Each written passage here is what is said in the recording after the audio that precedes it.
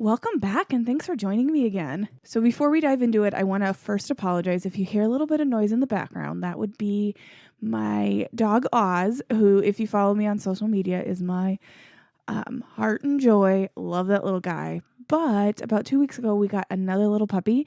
So if you hear anything in the background, it's the two of them playing. And I thought he would be napping when I sat down to record this, but apparently as soon as I put my butt in this chair and started recording, he now has so much energy. So please bear with me if you hear a little bit of noise in the background. But today we're going to jump back into some pop culture. Now, if you listened to my episode about Erica Jane and her husband, Tom Girardi, you know that I am a Real Housewives junkie. And the most recent franchise to complete airing and go to reunion is the Real Housewives of Potomac. And it looks like, looking back, the first season of Real Housewives of Potomac aired January of 2016. And I'm not going to lie, the first couple seasons I was like, it wasn't awful, but I watched it. The last couple seasons, I have thoroughly enjoyed. And yes, it is all drama. So if you're not somebody who likes drama, I understand. I get it. Reality TV isn't for everybody. But now, let me tell you, this season, if you haven't watched the season, I feel like I watched so many of the episodes with my jaw on the ground. Did that seriously just happen?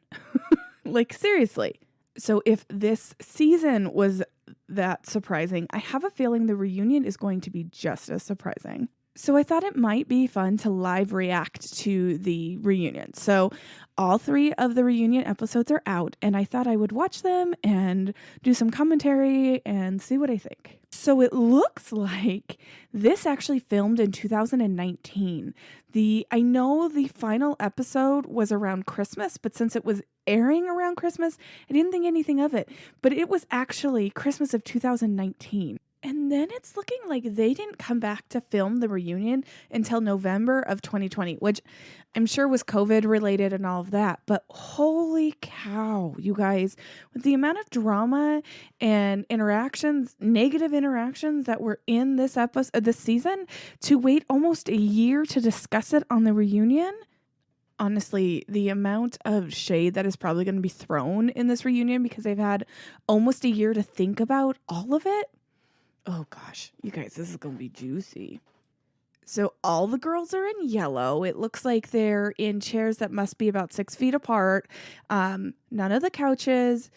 But can we also talk about the fact that Monique has a binder with tabs that supposedly is the quote unquote receipts against everybody? Like, did she spend the last 11 months just building this binder to defend herself? I'm super impressed at the preparation, and at the same time, I am a little terrified of what she has in this binder. At least she's organized. The other thing is, at the end of the final episode, how they freeze frame on the person and they give you a couple bullet points of what's going on in their life. Well, when they did that to Ashley, and at the end of the final episode, her and Michael were involved in some drama, which then caused them to kind of fight with each other. And Ashley stormed away. And then they talked about how the next day they went on vacation and how she is now pregnant. I left with the impression that she got pregnant right away. She's 6 months pregnant right now. And so if they filmed this in November, 6 months would have been what, May? So no, if this would have filmed the final party last December, it would have been another 5 months before she got pregnant. Bravo, that was a little shady. I mean, if you think about it, in my opinion, if you show this big disagreement with them and then you talk about how they went on vacation the next day and now she's pregnant, it's like, here she goes again, forgiving these what could be viewed as bad acts, and she's pregnant. Bravo, come on, that was a little shady. I think it's clear, in my opinion at least, that no one is impressed with Michael. Have your opinions, whatever, but I don't know. It's a cast member's husband. Do we need to be throwing shade all the time? Like him or not? I don't know. speaking of throwing shade, it sounds like I need to go take a look at Karen's tweets, because it sounds like Karen was throwing shades at the quote unquote Green Eye Bandits, as they refer to Robin and Giselle, because it sounds like with the tweets that they're showing that she was throwing shade at those two as being kind of like the fire that started the fight between Monique and Candace, which ultimately that fight was between Candace and Monique. Those two are the ones responsible for that fight. Like, I don't know how I would feel about having my life filmed and then rewatching it and having, first of all, all the viewers judge my life as it was lived, but then also have my castmates tweeting out judgment about my life. Like, you live it, you have to watch it and listen to everybody's reactions, and then you go to the reunion and you have to relive it again. Like, I am not sure why anyone would sign up for reality TV. Okay, so now it looks like we're going to talk about Wendy, which is the new cast member who is incredibly educated. I am a bit jealous of the amount of education this woman has, because if you know anything about me, you know, if I could be a professional student and just go to school, I'd love it. But can we talk about I don't know if she meant to do it intentionally, and she's claiming she didn't mean to do it intentionally, but when you have the honor to have as much education as she has and have put in the amount of work that she has put in for those degrees, when you use it to what, at least for me, if I was on the receiving end of the way that she threw around her degrees, or she was like Dr. Wendy to you, it would make me feel like she was talking down to me. What do you guys think? Like, I have mad respect for education, but I don't like when you use it to downgrade women. I don't know.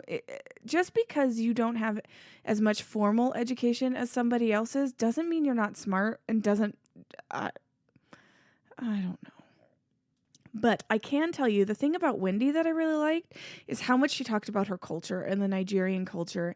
And it really does make me want to learn more about what seems to be this like culturally rich cult. I don't know. The big party that they had for the daughter, and just listening to her talk about like her family's history and all of that stuff. I hope she comes back for next season and she talks more about it. The other thing, she talks about how Karen was like tearing her down, and the fact that she has all these degrees, and there is a basic level of respect that you can give somebody for having an education, which is awesome, but also it doesn't mean that it earns you anything. And I know that is probably something that's going to get me some backlash, but I respect the amount of work that you put in to get your education, and that is so awesome. Like, all of the hard work, I definitely respect that, and it tells me that you are a hard worker, that you've got work ethic, that you've got drive, that when you set a goal, you can go for it, and I respect all of that. However, it doesn't automatically mean that you've earned anything else but that basic level of respect. Anything else from me, you're going to have to earn and build a relationship and all of that kind of stuff that you don't get just because you have an education. Also, I think the other thing that across the board in these reunions, when someone new comes in and they're like, you know me, and the other person's like, I don't know you, there seems to be a breakdown between I know who you are, versus I know you, like, we're friends, we have a relationship, I know who you are, that kind of thing, versus like acquaintance. I know who you are. Like, I know, I'm aware of you existing as a person, and it seems like they're setting up for that argument. Like, you knew who I was, and yet it's like, no, like, I knew you existed. I knew you were a person, but I don't like know you. I don't know your character. I don't know. I don't know. That always seems to be an argument on these things. First of all, I love that Giselle just admitted that she added the word floozy when she was talking to Wendy about how Karen was describing her as a a floozy freelancer. Try to say that one. And she's like, "Oh yeah, I just added it. That's a big ad." Like, it's not like just using the wrong version of the same word. Like, you added a complete different description. Like, no big deal. Ooh, why when new people start, is there always an accusation of an old, like one of the original cast members trying to get another one kicked off the show? Like, just let them be on the show. People, America will decide if they want them to be there or not. Your plot to get them kicked off the show always comes out at the reunion. It always comes out at the reunion. Okay, so we are starting a segment where we're talking about Candace, it looks like, and they show a flashback of the end of last year and this year with Ashley and Candace. And can I say the one thing that I dislike about Candace? And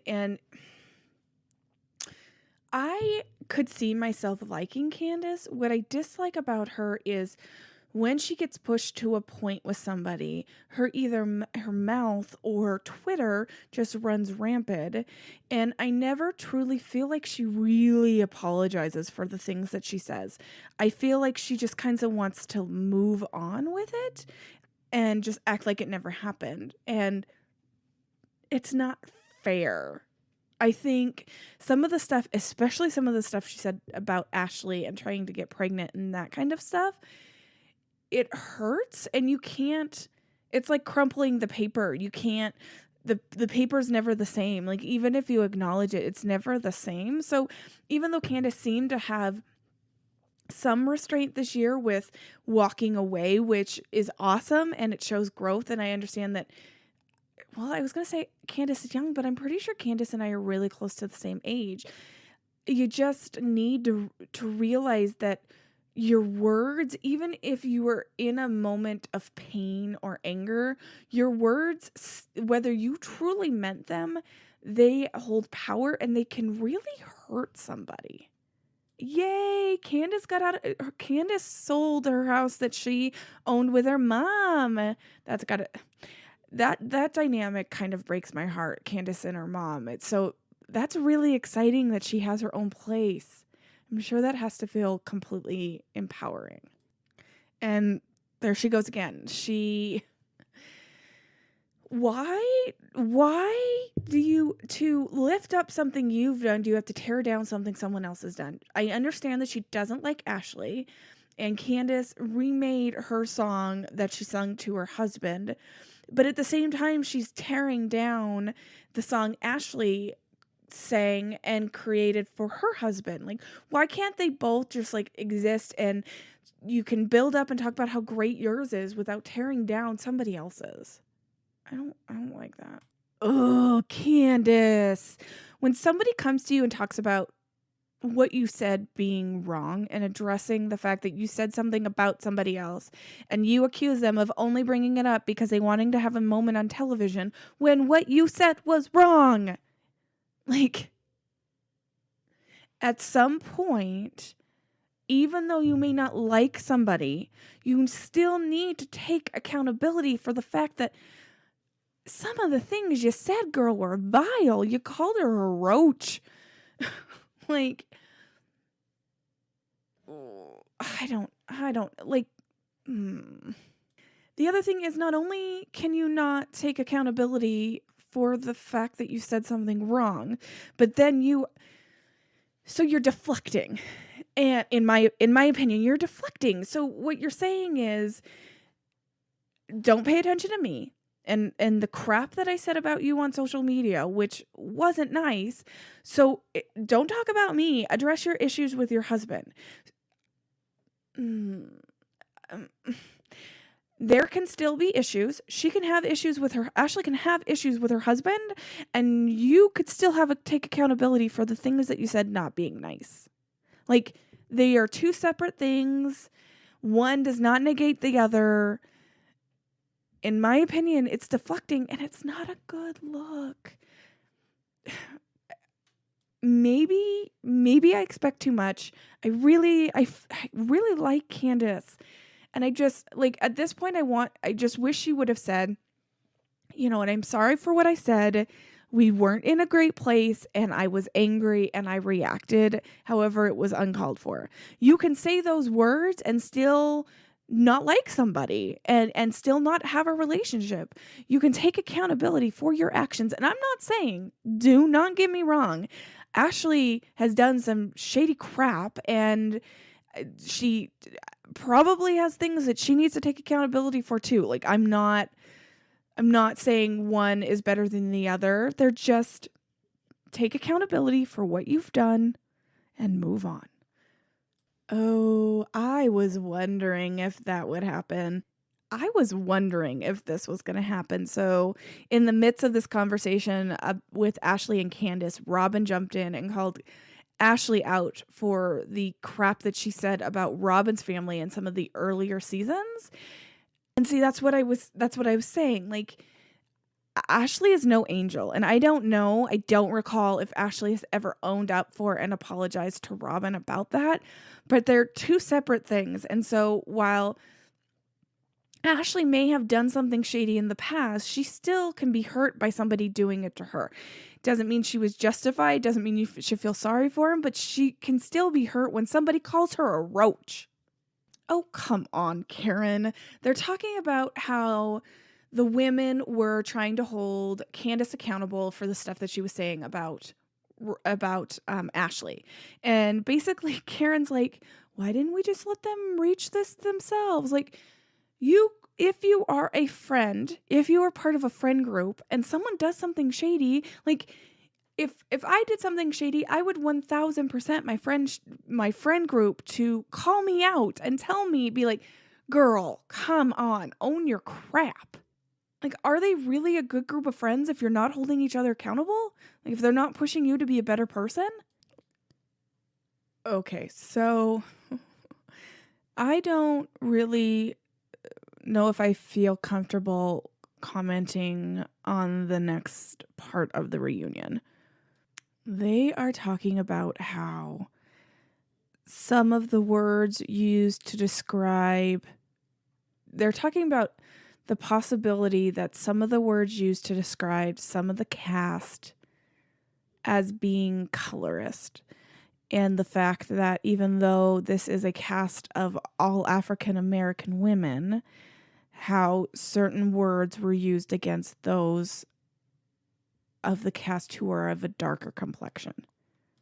While I am a Caucasian woman who has lived in a majority Caucasian area, I grew up in Montana. I don't have a whole lot of experience with this, obviously not firsthand because I'm a Caucasian woman. And so I don't feel comfortable giving too much commentary on this other than saying the fact that our country is still at a place where race is such a hot topic, it hurts my heart.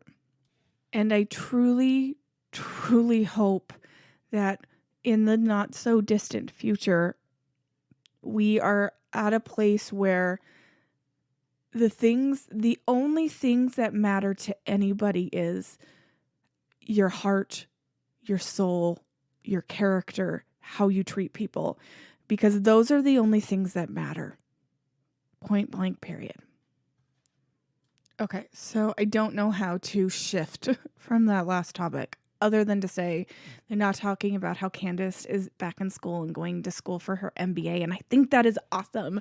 I am 1000% a cheerleader for anybody who wants to further their education. I think it's awesome.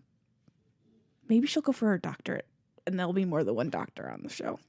I seriously can't handle the amount of eye rolling that is going on by the cast. Like, anytime somebody is talking about something, there is somebody else that they've had issues with who are rolling their eyes. Candace and Monique and Ashley cannot keep their eyes in their freaking sockets. Like, let somebody have a moment. Let Candace be excited about the fact that she just bought a house with her husband and she's going to school. Like, let's stop. Do we have to tear each other down? Stop the eye rolling. Okay, so now it looks like we're going to talk about some things with Giselle. Okay, so they talk about Karen calls out Giselle on the fact that Every Hue, which is Giselle's makeup line, is not currently active, which Giselle says is because her distributor went out because of COVID, which I think is a totally believable excuse. I mean, COVID shut down a lot. But then they all go in on Giselle and Jamal, which Jamal is Giselle's ex-husband. They share, I believe it's just the 3 kids, but then Jamal has other children with other women. They divorced because Jamal, I believe they divorced because Jamal cheated. I believe that is what she said in the first season. And Giselle and Jamal are back together. And I don't know about you, but the ability to get over being cheated on is a ability that I respect, and I don't know if I could do it. And I don't know if I could get back together with somebody, but in an ideal world, if you could get past it, have a healthy relationship and provide a healthy environment and family where your children's parents are together, more power to you. However, it sounds like there are some questions about whether Jamal is still being faithful. And if this is the first Giselle's hearing about it, my heart just breaks for her. Like, there is nothing like being blindsided about infidelities of your partner. And then Monique goes as far as to read off text messages and Jamal's phone number. And my heart just sinks for her. Because, I mean, at least to me, if I look at her face, this is all new information. And you can see the hurt just building up. And I hope Giselle called Jamal out on this. And to be completely honest, I hope it's not true. No one deserves that pain. Wait. Okay, so the text messages that Monique pulled out were out of that binder that we talked about. And Candace kind of like pulls her on the carpet about it. It's like, did you really create a binder about all of this? And Monique, you guys, Monique goes, and I even have a tab for myself. Monique, I want to know what's behind your tab. Tell me. What? You bring a binder full of receipts and you even have a tab for yourself. Sorry, that just made me giggle. I even have a tab for myself.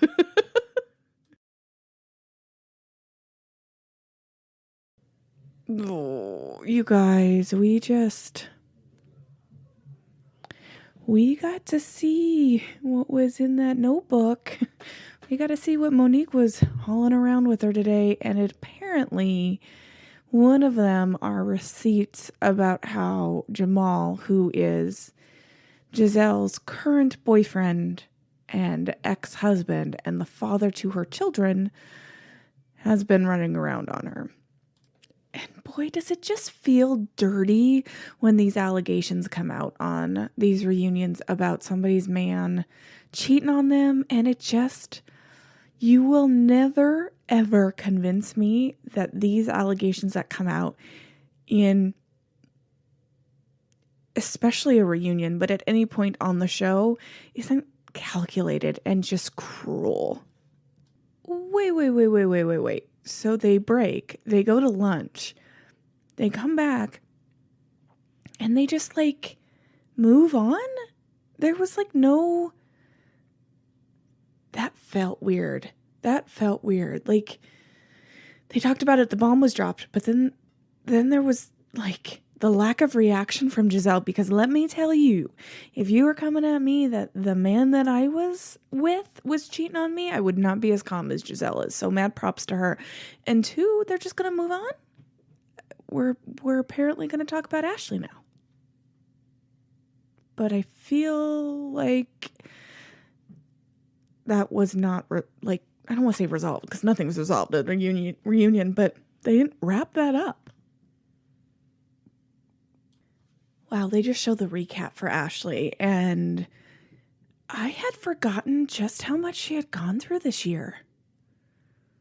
Like, between the physical recovery from the baby, to the postpartum, to the infidelity of Michael. Yikes. Poor girl. Like, I know some people are going to say that, like, she's created this mess, but that's a lot to deal with. Hold up. Candace, control your face, girl. They are recording you. They are filming you. You know you're on camera. Record that face. The stank face that you're making at Ashley is not attractive, and it doesn't make you look good. It makes you look petty. Like, I understand that you have issues with her, which is fine. Like, have your issues, but it doesn't look good. It doesn't look good when they're talking about her postpartum recovery, it just doesn't look good. Another thing, I totally forgot about Wendy referring to Ashley as broken because of her delivery tears. You're a mama to 3, one who I think is actually younger than Ashley's baby. Like, shouldn't you have more respect? Like, you know exactly what a woman's body goes through to have a child, and you're going to throw shade at her and use it as a dig because she had lasting repercussions from that birth? Girl, do better. Okay, ladies, what do you think? So Ashley's husband went back to a hotel room with another woman who was not Ashley, with the intent to have an affair. He's claiming that when they got back to the hotel room, the woman didn't actually want to be intimate with him, so they just slept. Now, for me, I don't care what happens. For me personally, if it was my husband, I don't care what happened after the train started moving. So once you have decided you were going back to the hotel room with this person, they asked you to go back, you said yes, the train started moving towards that. I don't care if you actually had sex. I don't care, because you had the intention to do it. And for me, that's where my trust is violated. What do you guys think? Do you think the fact that he claims nothing intimate happened, which you can disagree with or not, but the fact that he claims nothing happened, does that matter to you? And could you get past it? You know, she's sitting here. So I don't know exactly the difference between the time of the indiscretion, but you're at almost a year after filming. She is 6 months pregnant. Could you have gotten past it to the point where you continue to grow your family with that man? I don't know. I don't know if I could do it. What do you guys think? Okay, Michael, let's talk for a second. Ashley's husband, stop touching the butts of anybody else. Just stop. Because if you would stop touching the butts of other people, in these instances, it's been males that have been reporting that you touching their butts, but stop touching people. The sooner you stop touching people, the sooner you'll stop running into these allegations that you're doing it, because whether the allegations are true or not, there are instances where you have admitted or been on camera to grabbing people's butts. It makes you look questionable when you admit to it. And then there are other times that you're like, nope, I wouldn't do that, when you were proving that you will. So, keep your hands to yourself, and life gets easier. No, we're going to talk about Karen.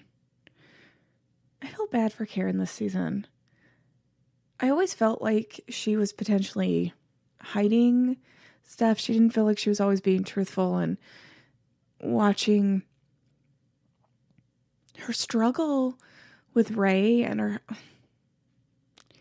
Nobody wants to live your entire life with somebody, and when you're at the point where you should be golden, like you should coast, you've built your life, you've raised your kids, you've done all the things, and you're looking towards what do they call them? Your golden years.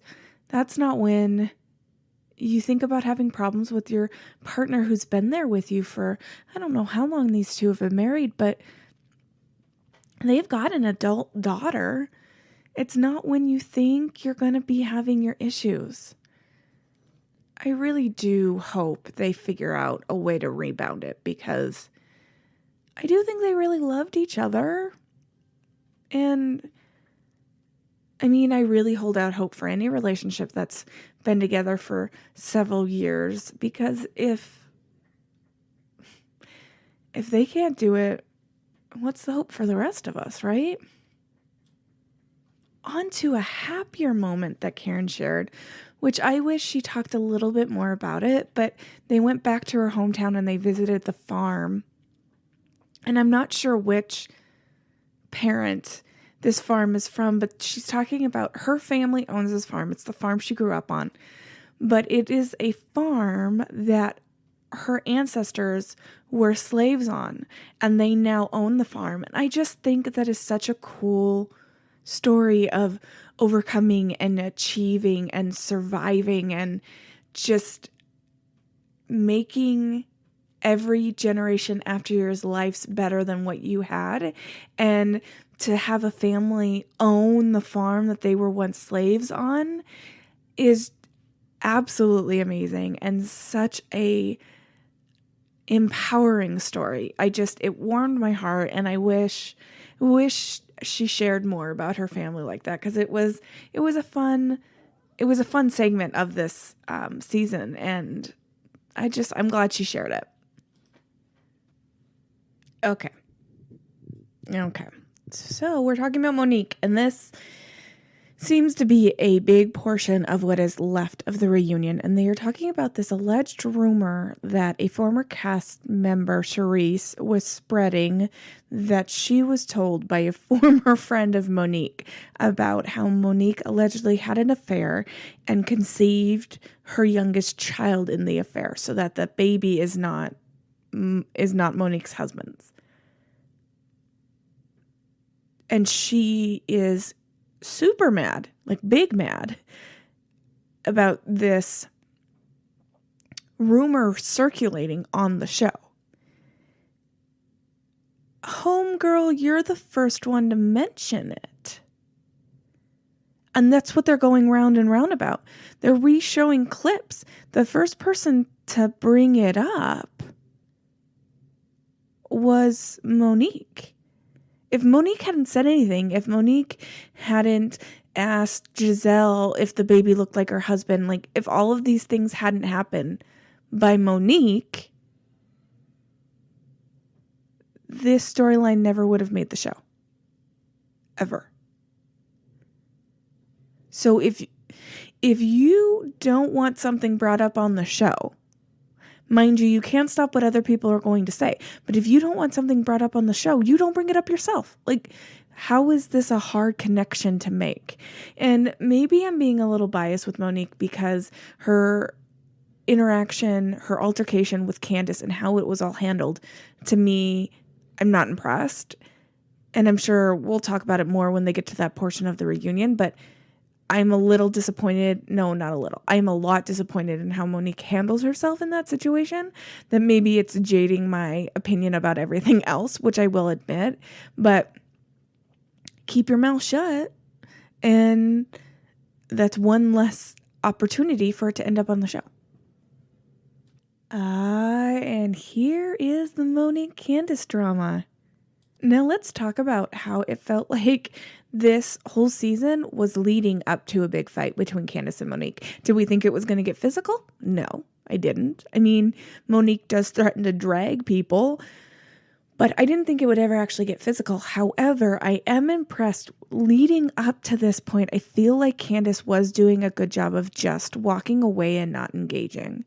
Now, there may be things that I'm missing and not remembering, but I do believe she did a really good job of just not engaging. Specifically, when they were at Monique's lake house, the vacation house, where Monique was mad that because they had pulled Ashley aside, which the fact that she was mad because the fact that Monique was mad that Candace And Giselle had pulled Ashley aside separately to talk to Ashley about the fact that Candace had received a text message about Ashley's husband allegedly cheating. The fact that Monique was mad about that, homegirl, go check yourself. The fact that those two pulled her aside to do it by herself and they were not abiding by your timeline of events and they weren't out by your fire. Really? That's what you're going to get butthurt about? I'm not, like I said, not impressed. Let's get one thing clear. Monique starts this. Monique starts this fight by reaching across the table and flipping Candace's hair. That is what starts a physical altercation. And then if you watch it again, the hand that Monique claims was Candace touching her is actually, I believe it's Giselle's hand. It might be Robin's hand. It's somebody else's hand touching Monique on the shoulder. It's not. It is not Candace. Here is what's getting me about the recap of this entire fight is Monique keeps saying what she needed to reflect on what Candace did to cause her to react that way.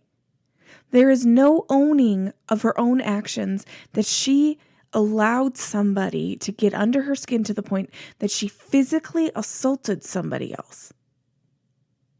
Physically assaulted somebody else. You grabbed her by the hair and started hitting her. I don't care what the other person did. You took it to a different level by grabbing her hair. Don't care. I don't care what the other person did to you. And see, and this is where I firmly believe that Monique was in a right state of mind. And I don't want to say the right state of mind, but she was aware of what she was doing. And Andy Cohen just pointed it out that after the incident, after they had separated them, Monique ran around the building to go back into the building to go back after Candace. If you were only reacting because you thought she was swinging wine glasses, which if you watch the footage, you can see Candace is like holding on to her wig with one hand and like protecting her face with the other hand. And yeah, she does have a glass in her hand, but she's not swinging it at you. But if you are claiming that the reason that you did what you did was because you were protecting yourself, you were triggered by Candace. They had removed you from the situation. You guys had been separated. You then did what you could to get around the producer that had removed you from the situation and run around and grab Candace. Fortunately, there wasn't another altercation, but you went back after her. You went back. Full of bull. And that is what that argument is. Full of bull. I don't know about anybody else, but when you watch this section of the reunion and Andy is doing the questioning, when he is asking Monique the questions, she is coming off very aggressive and angry and not remorseful, like not sad, not disappointed it happened. There's just a lot of anger that's there. Now, when he is talking to Candace, she instantly starts crying. As soon as she has to talk, she instantly starts crying. She talks about how it took her months to watch the film, to watch the incident. She didn't watch the incident when they replayed it at the reunion. You can tell she is devastated by this incident. That is the difference. That is the difference. Candace is upset about what happened. Monique is angry and defensive and just wants to prove why it's everybody else's fault. These two women were close friends. This was the absolute cherry on top of the disintegration of their friendship. And the fact that Monique is the only one, the fact that Candace is the only one who seems to be upset about that shows me truly what kind of people they were and the relationship, how they valued the relationship. Side note though, this Montana girl did notice that there were more than one questions asked by Andy in this reunion from Montana peeps. So, hey, y'all. Candace makes an argument that is an argument when I worked in the criminal justice system, was an argument that used to drive me nuts. So when somebody committed an offense, their argument always to avoid certain punishments is, you can't take me from my kids, or I have this responsibility, or I've got to do this, or I've got to provide for my kids. You can't take my car. Like that kind of stuff always used to drive me up the wall, because it's like, you should have thought about your kids and the repercussions of your actions and how they were going to affect your children when you committed the offense.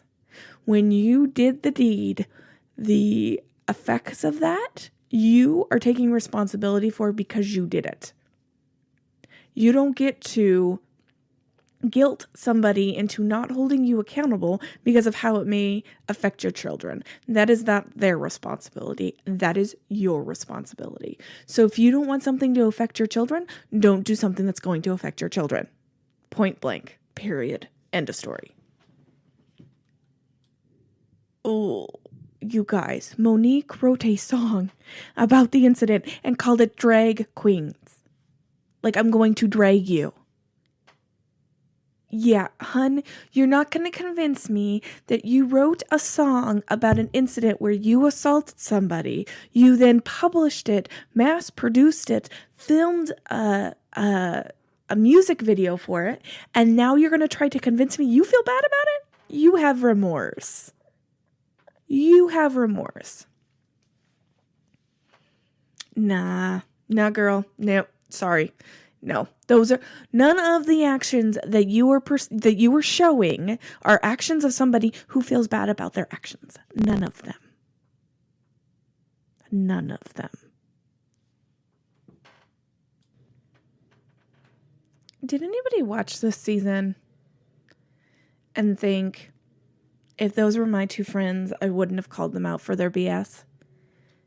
Because that's what I feel like Karen did this whole season. She watched Candace and Monique fight and then ultimately end up in a physical altercation. And I don't care what Karen says, but she was trying to set it up so that Monique and Candace showed up to her wig party at the same time.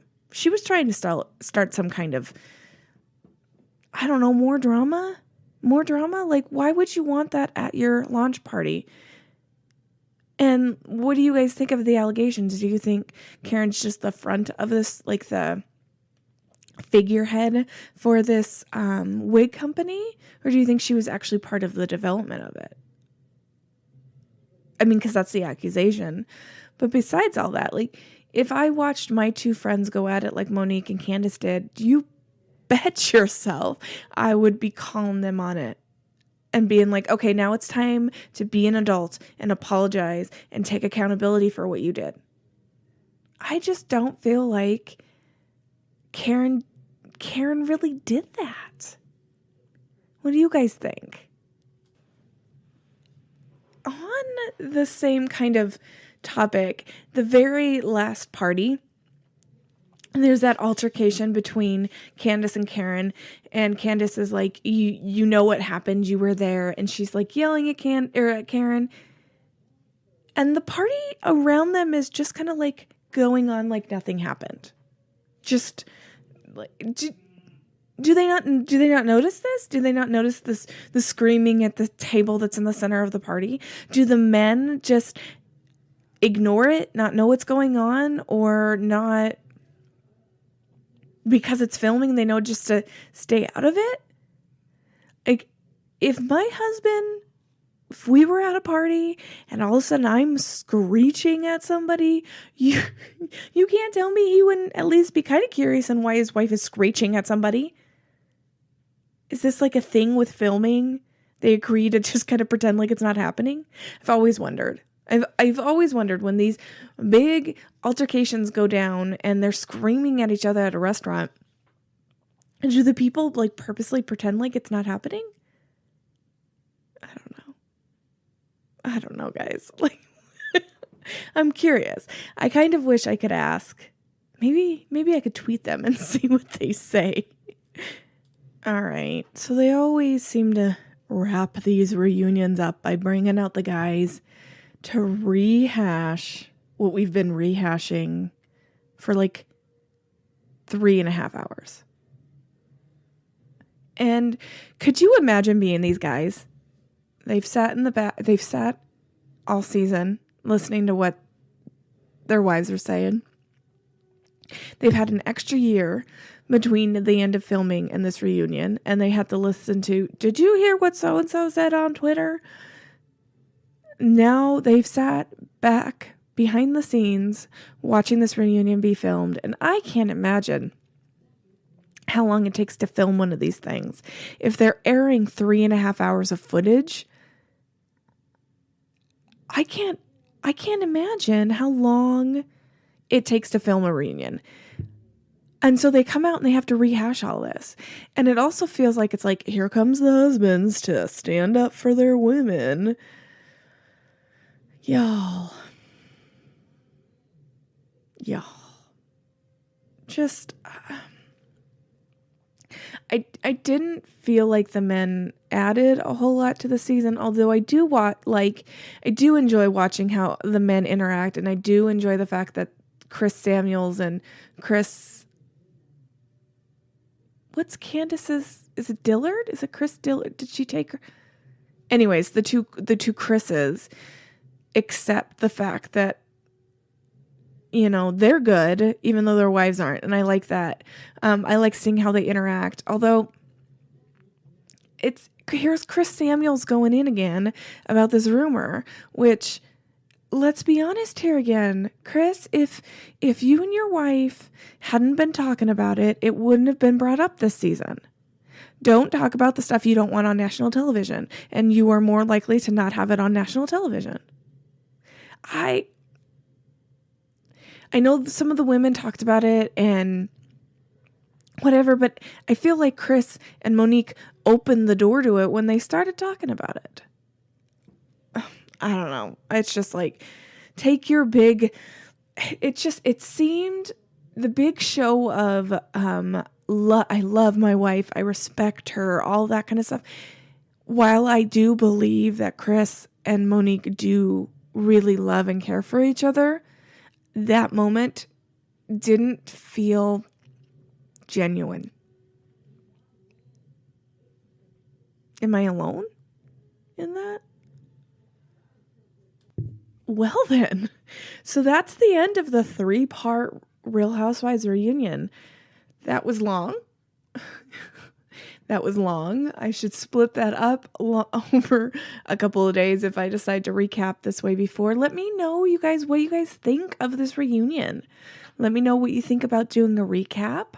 I am trying to be better about being active on Twitter, because it's not a place that I'm great at being active on. So it's Simply Imperfect across all platforms. So reach out and talk to me. What do you guys think of recapping reunions? What do you guys think of this reunion? I